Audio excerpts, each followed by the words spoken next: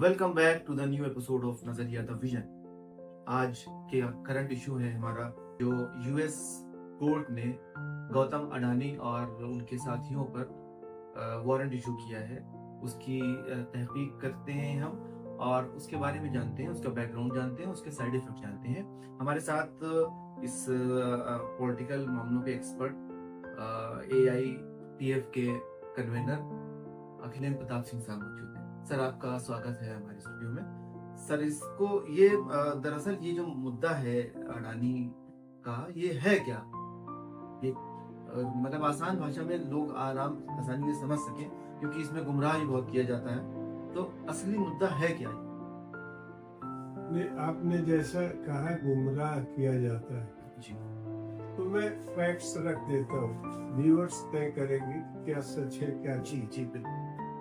हाँ, एक broad collision है जिसका नाम है EIP। मैं उसका कन्वीनर नहीं, उसके राष्ट्रीय अध्यक्ष हैं IPS SR दारापुरी। हम उसके फाउंडर मेंबर हैं। तो अमूमन जो अडानी के पक्ष में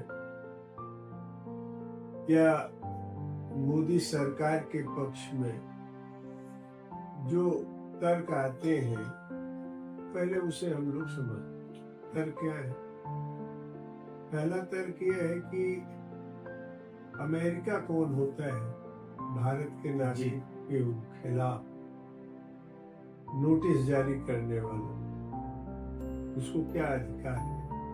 तो इसके बारे में व्यूअर्स को समझना चाहिए कि अंतर्राष्ट्रीय स्तर पर क्या पोजीशन है और क्यों इनके खिलाफ नोटिस है।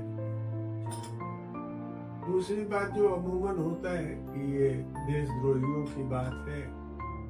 भारत एक राष्ट्रीय ताकत के बतौर, एक बड़ी आर्थिक ताकत के बतौर दुनिया में उभर रहा है, तो पड़ोसी भी जलते हैं, दुनिया भी जलती है। अमेरिका में भी सोरोस जैसे उद्योगपति जिन्होंने हिंडनबर्ग को उकसाया, तो हिंडनबर्ग में कुछ नहीं हुआ तो अब उन्होंने एक नया सिगुफा छोड़ा।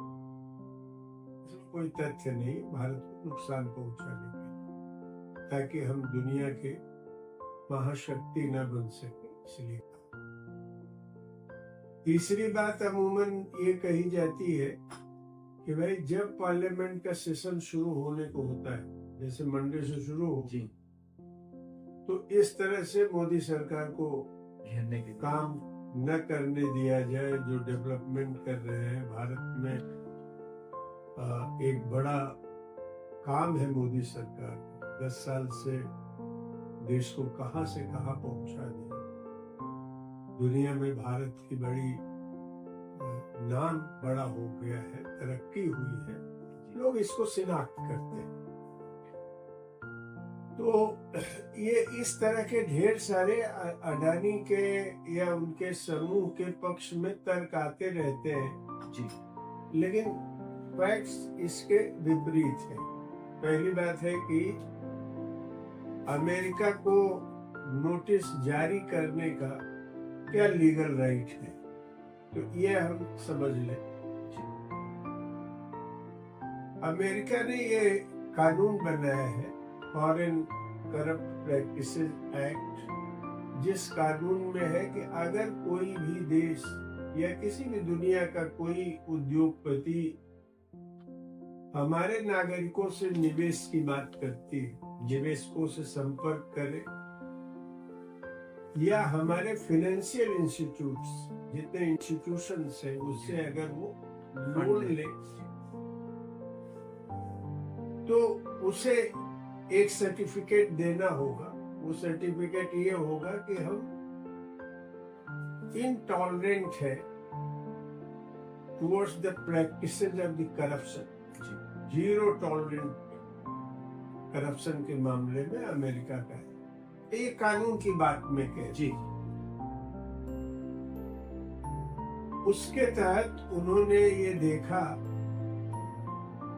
कि जो ड्राफ्ट और जो सर्टिफिकेशन अडानी ने दिया उस पर और जो फैक्ट्स उनको मिले, जी जो उनके अपने रिसोर्सेस से पता चले हैं, तो उन्हें ये फैक्ट्स मिले हैं कि अडानी ने इंडियन ऑफिशियल्स को सबसे Right. पहले केंद्र सरकार के सोलर एनर्जी कारपोरेशन को करप्ट किया, और उसके बाद उन्होंने कुछ स्टेट्स को, जिसमें आंध्र प्रदेश सबसे ज्यादा, जी आंध्र, उड़ीसा, जम्मू कश्मीर, जहां केंद्र का अपना लेफ्टिनेंट जनरल है, जी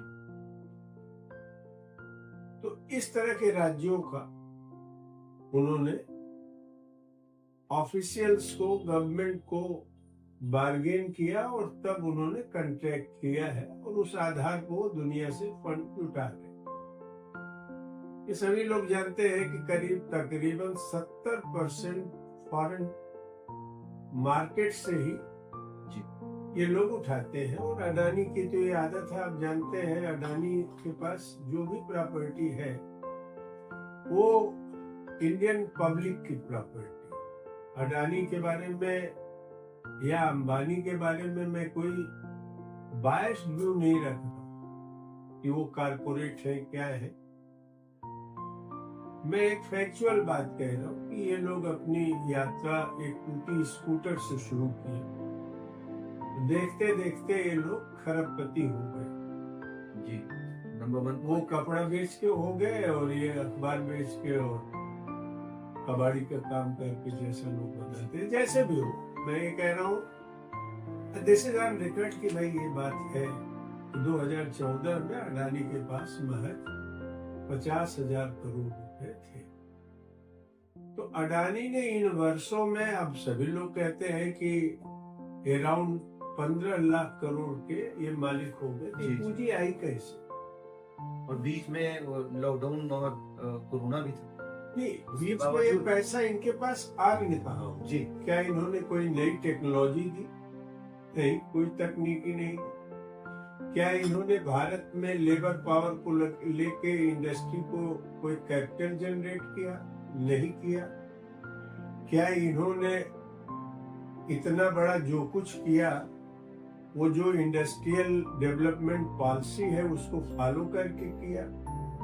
ये सहज धड़ से डेवलप, जैसे कभी मान लीजिए टाटा वगैरह के आमतौर पर फेयर डेवलपमेंट, इंडस्ट्रियल डेवलपमेंट था, पूंजी उन्होंने बनाई, तो उनकी एक लॉजिक समझ में आती है। लेकिन अडानी और अंबानी के राइट्स का तो कोई लॉजिक नहीं।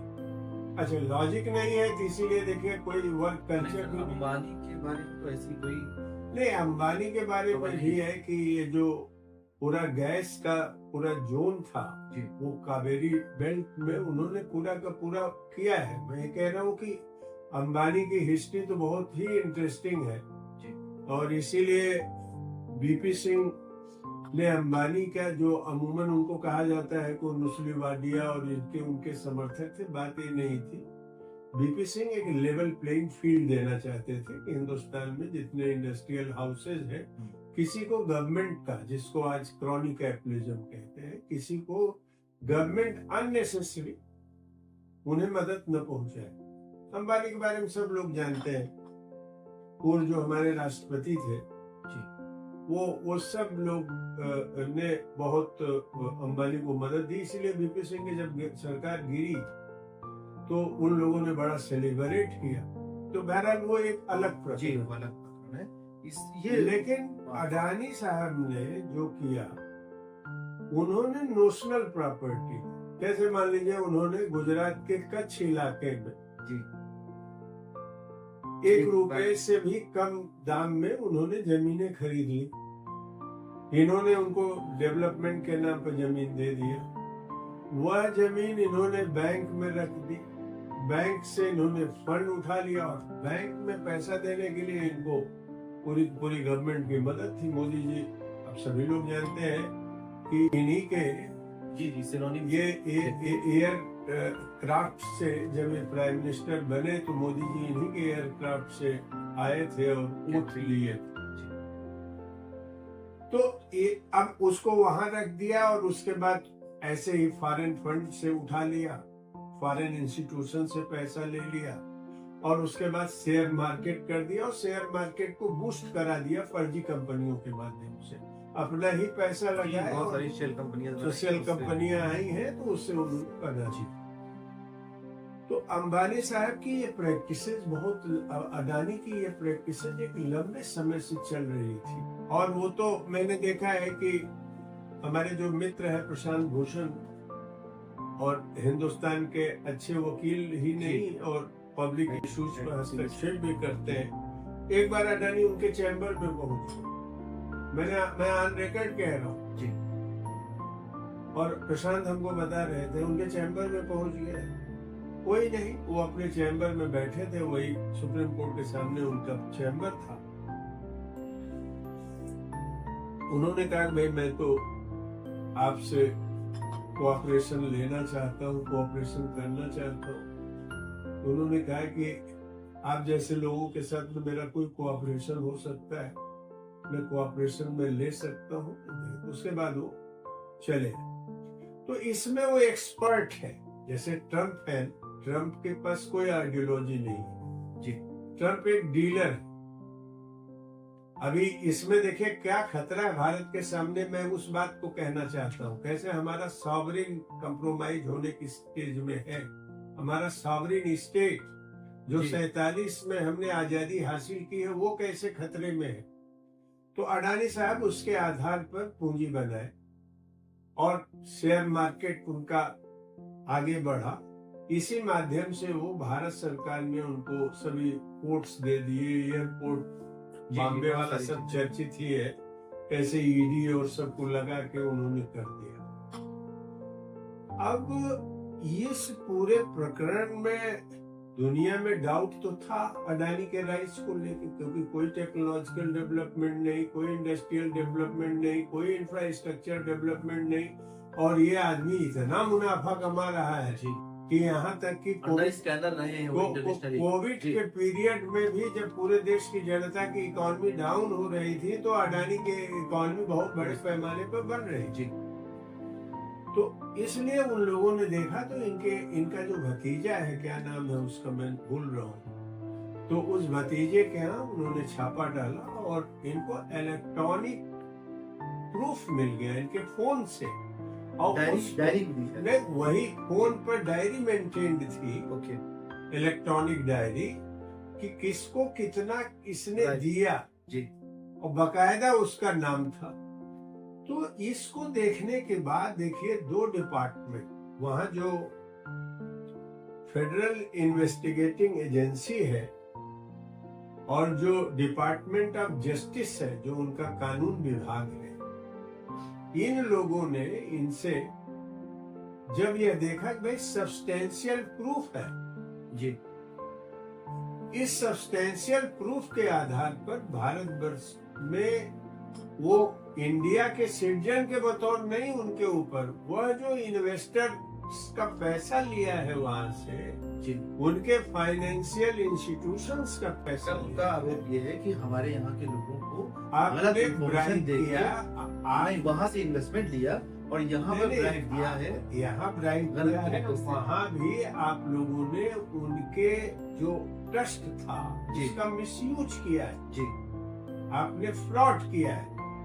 तो वहां दो इंस्टीट्यूशंस सक्रिय हो गए। जैसे कि भारतवर्ष में ये उम्मीद थी कि हमारी जो सेबी है, सेबी का काम ये था कि जांच पड़ताल करी, तो सेबी का जो मैडम बुच है वो खुद ही कंप्रोमाइज्ड है, ये ऑन रिकॉर्ड आ गया है। लेकिन मोदी सरकार और धन्य हो हमारा सुप्रीम कोर्ट इन लोगों को क्लीन चिट देते जा रहा है, जैसे राफेल में दे दिया, हर जगह ये लोग क्लीन चिट दे रहे हैं। और उसी को बीजेपी वाले आरएसएस वाले कहते हैं कि नहीं नहीं भाई हम तो सुप्रीम कोर्ट से बरी हो गए। कैसे बरी हुए हैं ये सब लोग जानते हैं। हिंदुस्तान के सुप्रीम कोर्ट को भी कंप्रोमाइज कराया गया आसानी के। तो मैं ये कह रहा हूँ कि भारत के नागरिक के विरुद्ध अमेरिका की ये कोई कार्रवाई नहीं है, एक अंतर्राष्ट्रीय स्तर पर फ्रॉड करने वाले व्यक्ति और उसके समूह ने अमेरिकी कानूनों की अवहेलना की, उसी कानून के तहत इनको यह नोटिस वारंट जारी हुआ है गिरफ्तारी। सर ये ब्राइब जो दिया गया है, मतलब ये सागर अडानी ने दिया है उनके नेतृत्व, और वो दिया है करीब मोर देन इंडियन करेंसी में 2000 करोड़ से करीब ज्यादा, 2200 करोड़ का, जी 2200 करोड़ का दिया है इंडियन गवर्नमेंट को या इंडियन ऑफिशियल्स को, अथॉरिटीज को दिया है। वहां पर किसी को ब्राइब देने की बात नहीं, वहां की मैं ब्राइब की बात नहीं कह रहा हूँ, हम कह रहे हैं उनके ट्रस्ट को ब्रेक किया गया, फ्रॉड किया वहां गया, से इन्वेस्टमेंट दिया गया, और वहां भी देखिए वहां भी ऑन रिकॉर्ड है जी अमेरिका में भी कि जो कोर्ट प्रोसीडिंग है, उस कोर्ट प्रोसीडिंग को भी डिरेल करने की कोशिश हुई जी। इसका मतलब है कि क्या मेथड है, इन्हीं सब तरीकों से वहां भी डिरेल हो रहे हैं। भाई देखिए, ये पूरी दुनिया में एक लॉबी ऑपरेट करती है। अच्छा, वो सागर की बात केवल नहीं है, अडानी खुद मिले हैं इन अधिकारी, जी जी। वहाँ की मैं ब्राइब की बात नहीं कह रहा हूँ, हम कह रहे हैं उनके ट्रस्ट को ब्रेक किया गया, फ्रॉड किया वहां गया, से इन्वेस्टमेंट दिया गया, और वहाँ भी देखिए वहाँ भी ऑन रिकॉर्ड है जी अमेरिका में भी कि जो कोर्ट प्रोसीडिंग है, उस कोर्ट प्रोसीडिंग को भी डिरेल करने की कोशिश हुई जी। इसका मतलब है कि क्या मेथड है, इन्हीं सब तरीकों से वहां भी डिरेल हो रहे हैं। भाई देखिए, ये पूरी दुनिया में एक लॉबी ऑपरेट करती है। अच्छा, वो सागर की बात केवल नहीं है, अडानी खुद मिले हैं इन अधिकारी, जी जी। तो तभी तो अडानी, सागर और भी वो लोगों पर, जो उनके जैन वगैरह जो और लोग कलीग्स हैं, तो मैं ये पर कह रहा हूँ कि मैं सब जानना चाहता हूँ कि एक तो सबसे पहले कि ये मामला आम भाषा में अमेरिकन गवर्नमेंट या अमेरिकन अथॉरिटी या कोर्ट के निगाह में क्या है? बता तो दिया कि भाई उन्होंने कहा कि हमारे देश में अगर निवेशकों से कोई अपील करता है कि हमारे यहाँ आप निवेश कीजिए, हमारी जो फाइनेंशियल इंस्टीट्यूशंस हैं जी, उनसे अगर आप फंड लेते हो तो कहते हैं कि आपको यह प्रमाणित करना होगा कि आप करप्शन फेयर प्रैक्टिस में टॉलरेट नहीं करते हैं, फेयर उद्योगपति प्रैक्टिशनर है जी, ये उनका कहना है। ये दोनों का उन्होंने देखा कि वायलेशन, इस वायलेशन के विरुद्ध उनका जो ये जो वारंट जारी हुआ है उसी कानून के तहत हुआ है, वह किसी भारतीय के हित में, भारत के विरुद्ध में, यह बहस ही बेकार है। एक व्यक्ति जो जाके वहां से पूंजी उठा रहा है जी, जो ट्रम्प के प्रेसिडेंट होने के बाद ये कहता है कि मैं यहाँ इतना 1000 करोड़ रुपए लगाने जा रहा हूँ, निवेश करने और देना जा रहा हूँ, 15,000 लोगों को मैं नौकरी दूंगा, जो अपने देश में बेकारी की ये हालत है, यहाँ नौकरी न देके वो अमेरिका में कह रहा है। और सभी लोग जानते हैं कि बाइडेन हो या ट्रम्प हो, वो अपने अपने इकोनॉमिक इंटरेस्ट को वायलेट करके यह ऐसा नहीं कर सकते हैं कि भारत को एन्जॉय करें, क्योंकि हम बहुत बड़ी मार्केट उनको सप्लाई कर जी। बात यह है कि उस कानून की मजबूरी में अमेरिकन ऑफिशियल्स को काम करना पड़ रहा है, इसीलिए इनके विरुद्ध सिविल प्लस क्रिमिनल ऑफेंस के केसेस लॉन्च हुए हैं जी। और अगर इन्हें मोदी सरकार न बचाए तो काम था। मोदी जी से उम्मीद बहुत लोग तो नहीं करते, लेकिन मैं तब भी वो गवर्नमेंट में मैं एक बात कहना चाहता हूँ कि भाई ये पूछा जाना चाहिए कि जब वहां के सिक्योरिटी एंड एक्सचेंज इंस्टीट्यूशन ने, सेक ने यह काम किया, फेडरल इन्वेस्टिगेशन जो एजेंसी है वो कर रही है, तो भारत में सीबीआई है, ईडी है, सेबी है, इसके पास तो एपरेंट है। मैं ये नहीं कह रहा हूँ कि इतने तथ्य सुमोटो लेके, इवन सुमोटो तो सुप्रीम कोर्ट को भी ले लेना चाहिए और इन लोगों के खिलाफ एक केस इंस्टीट्यूशन में एक इंस्टीट्यूट कर देना चाहिए, लेकिन इनिशिएट नहीं किया गया। और जहाँ तक मुझे जानकारी है कि उनको प्रोटेक्ट करने के लिए ही ये अभियान चला जा रहा है। भारत एक महाशक्ति सुपर पावर बन रहा है, इकोनॉमी पिछली बार, ये सब फॉल्स प्रोपेगेंडा है।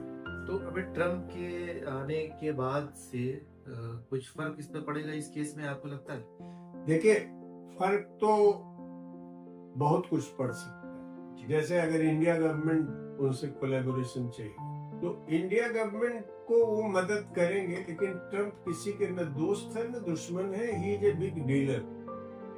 वो इंडिया से चाहते हैं दो तीन चीजें चाहते हैं। इंडिया क्वाड में खुल के भागीदारी करे और चीन के विरुद्ध एक बड़ी गोलबंदी, राजनीतिक गोलबंदी, आर्थिक गोलबंदी का पार्ट बने।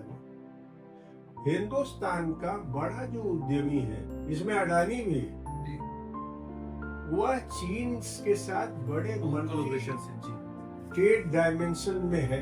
आप जानते हैं कि सोलर पैनल्स भी वहीं से आते हैं। पूरा सोलर, दवा, जितनी भी चीजें हैं वो उसमें चाइना 40% से ज्यादा उसका इन्वेस्टमेंट है। इसीलिए उन्होंने बॉर्डर डिस्प्यूट को भी आज तक चीन जैसे भी चाह रहा है उसको हैंडल कर रहा है, और ये कह रहे हैं कि न हमारे यहाँ कोई आया न हमारे यहाँ गया। सभी लोग जानते हैं, ये अलग बात है कि एलएसी अभी डिफाइंड नहीं है, वो एलओसी नहीं है, वो एलएसी है। वो डिफाइंड नहीं है कि किसको कहाँ है, लेकिन जो अभी तक मान्य बातें थी कि यहाँ हमारा है, वो घुस आया उसमें। गालवान घाटी वगैरह में तो घुसा ही था। तो मैं ये कह रहा हूँ कि अभी भी ये कह रहे हैं एग्रीमेंट हो गया चाइना से। चाइना का कोई ऑफिशियल स्टेटमेंट नहीं है कि we agreed with India on border issue. तो मैं कह रहा हूँ कि बड़ा प्रेशर है विदेश के, चाइनीज का, पूंजी का, हमारे देश के पूंजीपतियों के ऊपर उनका प्रेशर, और अमेरिका का प्रेशर ये है कि चीन के विरुद्ध हम इसको अपनी लॉबी में अपना जूनियर पार्टनर खुल के बना के करें।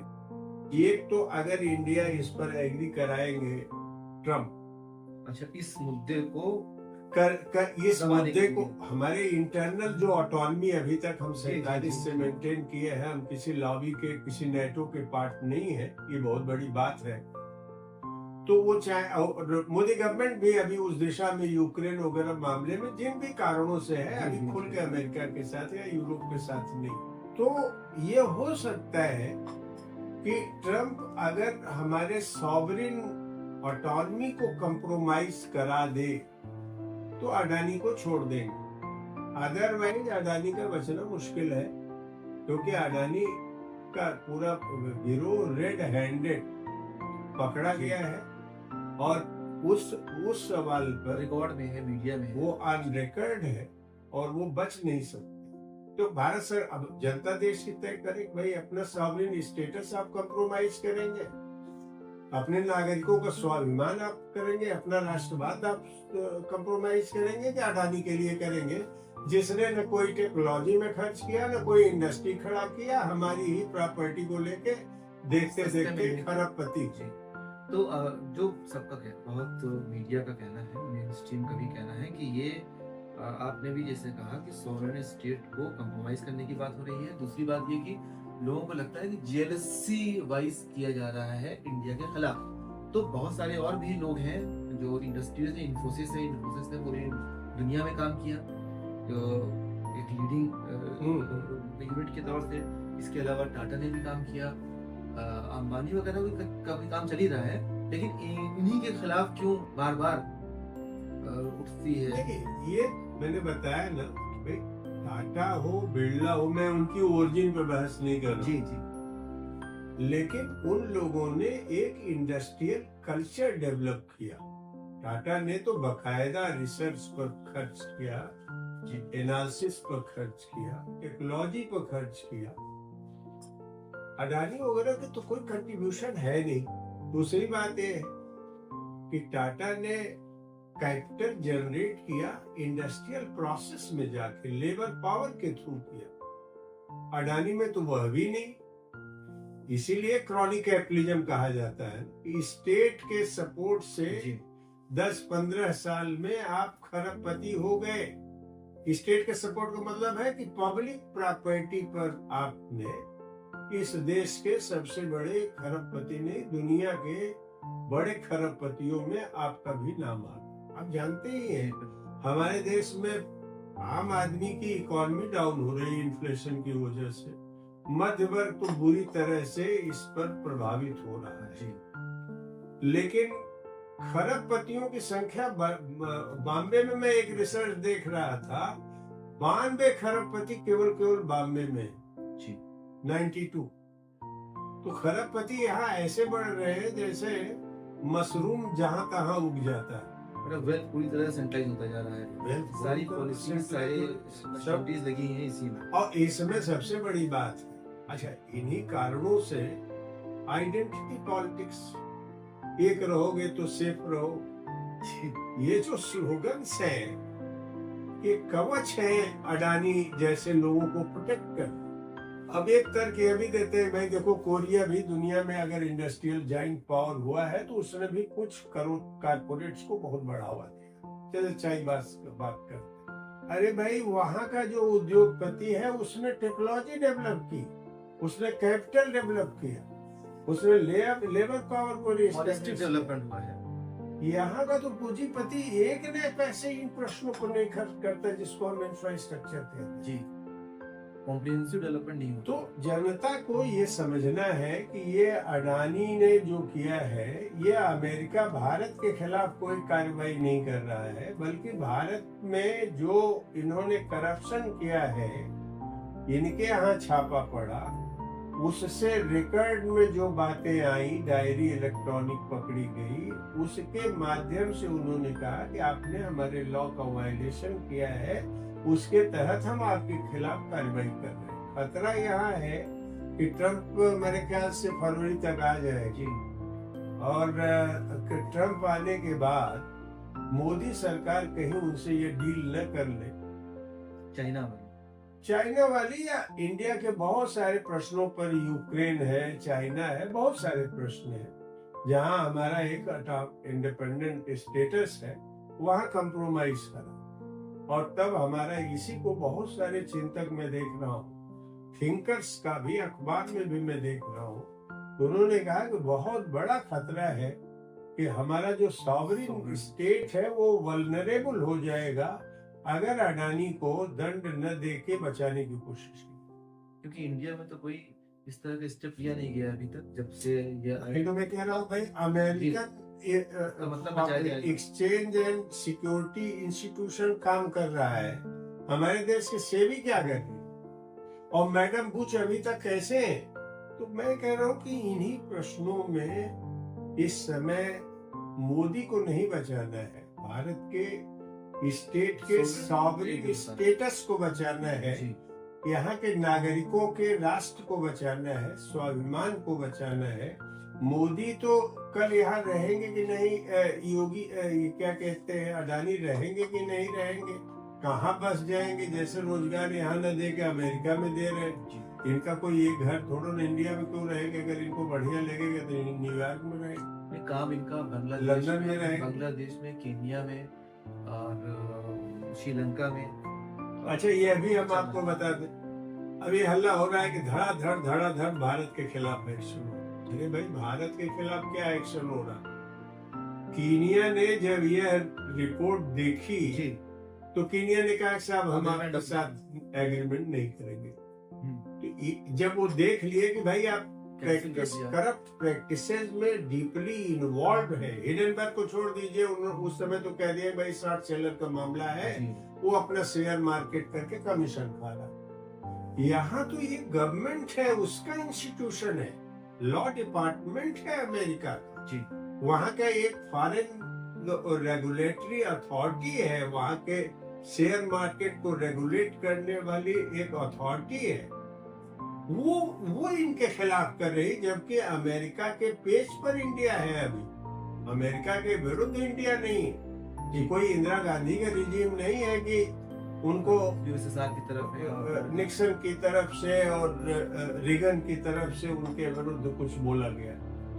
तो मैं कह रहा हूँ कि ये बेसिकली इन्होंने उनके बिजनेस लॉ का वायलेशन किया है, उसी लॉ के तहत उन्होंने कार्रवाई की है, और भारत सरकार को उसका मैंने उससे सीख लेते हुए अपने देश में काम करना चाहिए। नाइजीरिया ने किया, मैंने उन्होंने केनिया ने केनिया ने कैंसिल कर दिया एग्रीमेंट। तो उन्होंने इसलिए नहीं और- किया कि भारत के विरुद्ध है। केनिया ने ये किया, हमारे बहुत सारे उद्यमियों के साथ उनका व्यापार करना है। जी बांग्लादेश में सब लोग जानते हैं महंगी बिजली बेच रहा था, वहां के बड़ा प्रोटेस्ट था शेख हसीना के जमाने में। जी तो अब वहां के लोग कह रहे हैं कि भाई लेवल प्लेइंग फील्ड दीजिए, आप बिजनेस करिए, लेकिन आप प्रॉफिट का रेट बताइए। श्रीलंका में भी इनका अच्छा, ऑस्ट्रेलिया जो इनके क्वाइट का पार्ट है, कितना झूठ बोलेंगे भाई आप, झूठ बोलते। हम कह रहे हैं ऑस्ट्रेलिया, इंडिया, अमेरिका, यही न्यूजीलैंड, यही सब तो क्वाइट के पार्ट है। सर इसके साइड इफेक्ट्स में एक तो आपने बताया कि सोवरेनिटी, इसका साइड इफेक्ट तो ये है, मैं बता रहा हूँ कि हमारे देश में निवेशक जो आ रहे हैं वो डाउट करेंगे, क्योंकि वो देख रहे हैं कि भारत सरकार इनको अनड्यू प्रेशर दे रही है, लेवल प्लेइंग फील्ड नहीं दे, तो निवेश करने से भागेंगे। दूसरा ये है क्रेडिबिलिटी कम हो जा रही है। और दूसरा है कि हमारे स्टेट का, तीसरा ये है कि ये जितना भी ये होगा, ये बैंक से क्रेडिट हार्ड हो जाएगा। और हमारे यहाँ जो इन्फ्लेशन वगैरह है, सब चीजें हैं मार्केटिंग में, इनका और भी शोषण बढ़ जाएगा just to compensate that crisis. Adani के माध्यम से बहुत कुछ हो जाएगा। तो इसलिए मैं कहना चाहता हूँ कि यह जो अभी हुआ है, सेबी इन्वेस्टिगेट करेगी।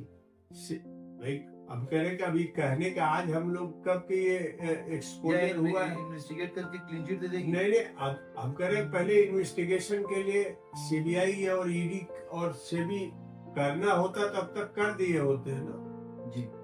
अरे भाई एक छोटी सी डिमांड है, पार्लियामेंट के अंदर जेपीसी की बात जी, जेपीसी की जो बात होती है वो स्वीकार करना भी आपके विरुद्ध क्यों जाता है भाई? तो अब ये इंस्टीट्यूशन तो कंप्रोमाइज्ड है, ये सभी लोग जानते हैं। नहीं तो भाई ये बात बताइए, कह रहे हैं कि राफेल में कौन नहीं जानता है कि भ्रष्टाचार जी, लेकिन राफेल में अपने पक्ष में जजमेंट लेने के बाद किसी को राज्यसभा मेंबर बना दी।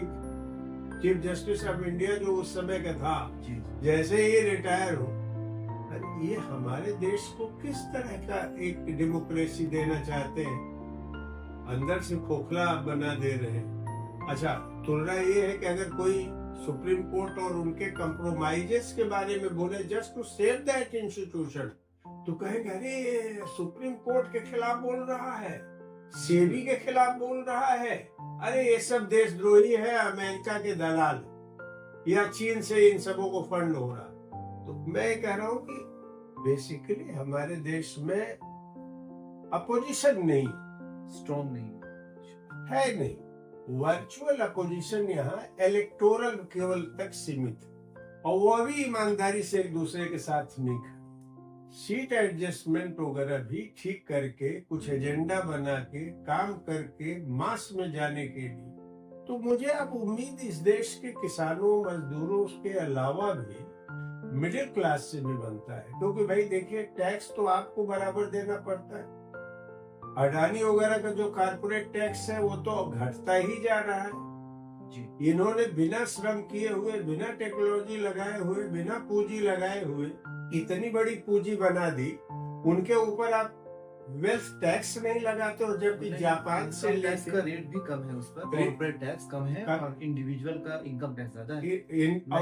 मिडिल क्लास को आप ज्यादा देते हैं। हमने अभी रोजगार अधिकार अभियान का 10 नवंबर को दिल्ली में सम्मेलन हुआ। मैं नौजवानों को कहना चाहता हूँ कि बड़ा भारी काम हुआ, ऐतिहासिक हुआ। उन्होंने कहा कि भाई इनको आप टैक्स लगा दो, 15-20 लाख करोड़ रुपए सरप्लस आ जाएंगे, तो उससे आप शिक्षा पर, स्वास्थ्य पर, रोजगार पर भी खर्च करोगे। और उस पर उन्होंने कहा कि साथ ही साथ जो कॉन्ट्रैक्ट पर काम करने वाले हैं, राष्ट्रपति से लेके आंगनबाड़ी तक, उनको भी आप एक मिनिमम वेज दे देंगे। लिविंग वेज की बात तो छोड़ दीजिए, मिनिमम आप वेज दे देंगे। और ये अगर 20 लाख करोड़ रुपया इसमें जुड़ जाता है तो हमारा करीब 48 लाख करोड़ का बजट है, सीधे 68 लाख करोड़ का हो जाएगा। और यह काम करके आप हमारी इकोनॉमी में डिमांड बढ़ जाएगी। जी डिमांड बढ़ने से डेवलपमेंट हो जाएगा और विदेशों के ऊपर जो हम निर्भर है वो निर्भरता भी कम हो जाएगी। इतना बड़ा उन्होंने एक हिस्टोरिक वहां पर सम्मेलन किया है और उन लोगों ने कहा है कि हम लोग उठाएंगे जी और इस मुद्दे को भी वो लोग अपने राजनीतिक एजेंडा में ले आ रहे हैं कि ये जो धांधली करके दुनिया भर में पूंजी कमाई जा रही है उसका फायदा ये लेके दूसरे मुल्कों में खर्च कर रहे हैं। इंडिया में ना वो रोजगार करीब और बढ़ाने के लिए जी। लगभग बहुत लोग इस पर डिबेट करेंगे, लेकिन मैंने जो रिसर्च किया है 1 करोड़ सीट्स वैकेंट है यहाँ पर गवर्नमेंट के इंस्टीट्यूशंस और कुछ पब्लिक सेक्टर्स। इतने पब्लिक सेक्टर कम होने के बाद एक आदमी को कम से कम एक सुकून की जिंदगी दे सकते हैं भाई इस देश में। इसीलिए मैं जनता से कहता हूँ ये एक है तो सेफ है का मतलब है कि वो दरअसल उनको सेव करना चाहते हैं। एक है सेफ है कहने का मतलब ये हमारे मुट्ठी भर लोगों को सेव करना चाहिए। हमारी अपनी भारतीय परंपरा के विरुद्ध है। लेकिन अब समाज में चूंकि एक ऑर्गेनाइज्ड पॉलिटिकल इंस्टीट्यूशन नहीं है, जो सिविल सोसाइटी है उसको राजनीति की समझ नहीं है, ककहरा नहीं जानता है, काम बनाने की जगह और बिगाड़ देता है। और वो बेसिक सिविल सोसाइटी के इंस्टीट्यूशंस की मैं बात कह रहा हूँ। सिविल सोसाइटी में सिंपल लोग हैं, जो मैं एनजीओ के बारे में कह रहा हूँ। अधिकांश एनजीओ को मैं जानता हूँ, उसमें कोई सीरियस प्रैक्टिस नहीं। कुछ अच्छे लोग हैं, कुछ इंस्टीट्यूशंस हैं, मैं मानता हूँ। लेकिन मैं ये कह रहा हूँ कि इस देश में अगर पीपुल्स जो एजेंडा है इस पर अगर सोसाइटी खड़ी हो, ये भाई जैसे आप अपने देश में रोजगार के, हेल्थ के, एजुकेशन के पूरा शिक्षण संस्था बर्बाद हो गई।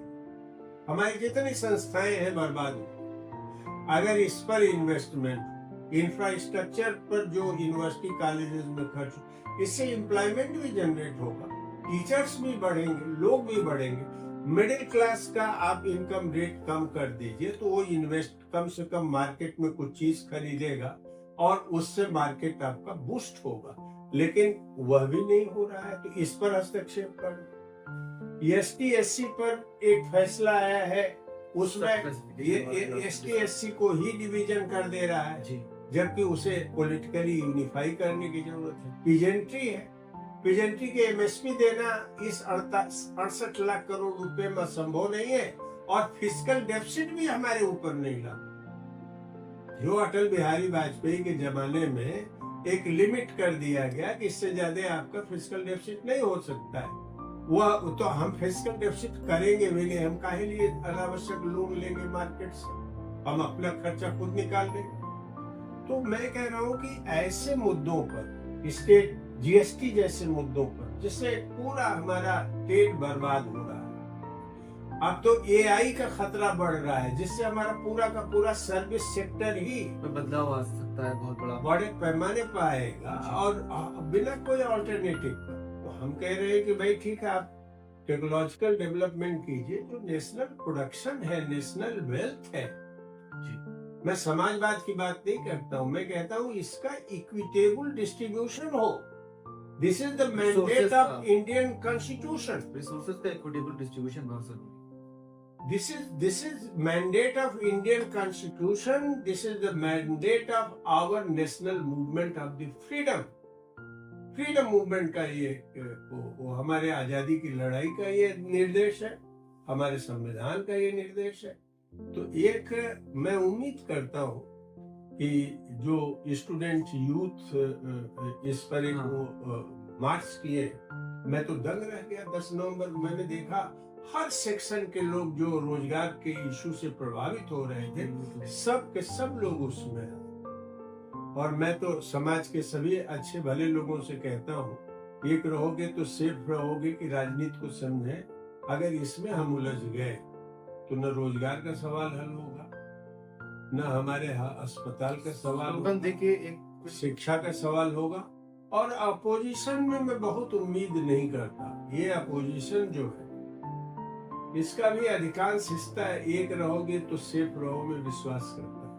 अब वो इलेक्टोरल मजबूरी की वजह से भले बोले, जी कुछ लोग जरूर है अपोजिशन में जो बोल रहे हैं, but they are not consistent. जैसे राहुल गांधी, अभी यही इलेक्शन आया, लोग उठा रहे, मैं नहीं कह रहा हूँ, लोग कह रहे हैं कि भाई तुम वायनाड में इतना समय क्यों दे रहे थे, 10 रैली भी तुम महाराष्ट्र में नहीं की, वहां सब लोग लगे हुए हैं और आप झूला झूल रहे हैं वायनाड में, केरल में। अच्छा, वहां आप किसके खिलाफ लड़ रहे हैं? जो आपका सहयोगी है, भाई लेफ्ट फ्रंट के खिलाफ आप लड़ रहे हैं। जी लड़ना यहाँ था, लड़ वहां रहे।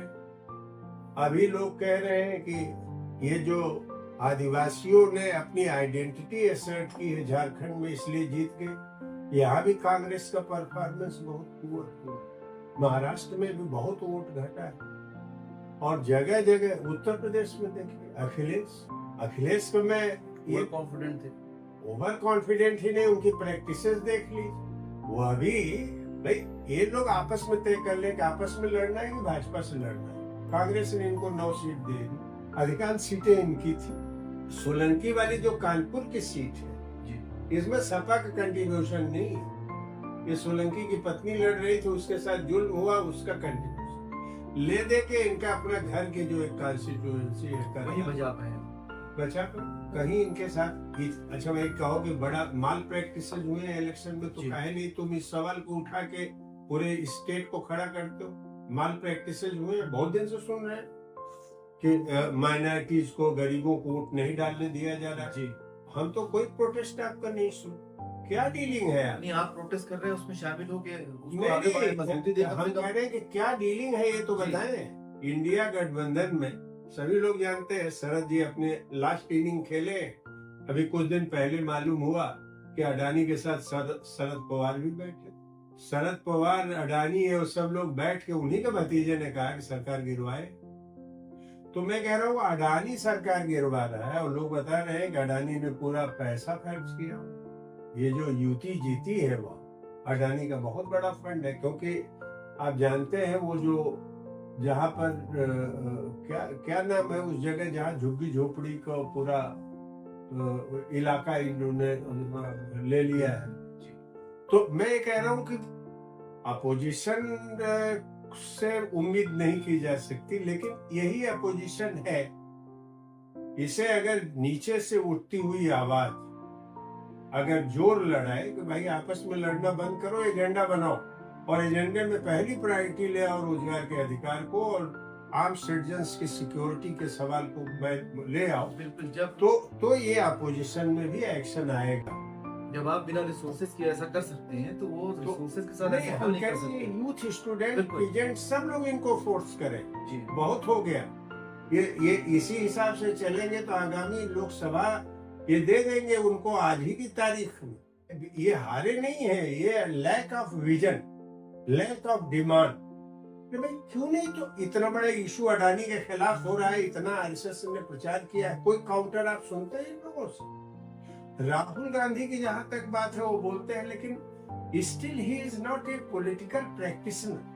मैं बड़ी राहुल की भूमिका को स्वीकार करते हुए मैं कहना चाहता हूँ कि वो कॉन्फिडेंस नहीं रिगेन कर पाए। जब भी बोलेंगे आईटी सेल उनका मजबूत नहीं है। अरे आईटी सेल तो छोड़िए, खुद देखिए जो आपका कमांडर इन चीफ है वो अगर आर्टिकुलेट नहीं करेगा, भाई जो कुछ भी आरएसएस के पास तो इतनी बड़ी संगठन था, लेकिन मोदी ने गैल्वेनाइज किया ना, गैल्वेनाइज करके उसने पूरा पावर लेके आइडियोलॉजी को नेशन वाइड तो फैला दिया ना।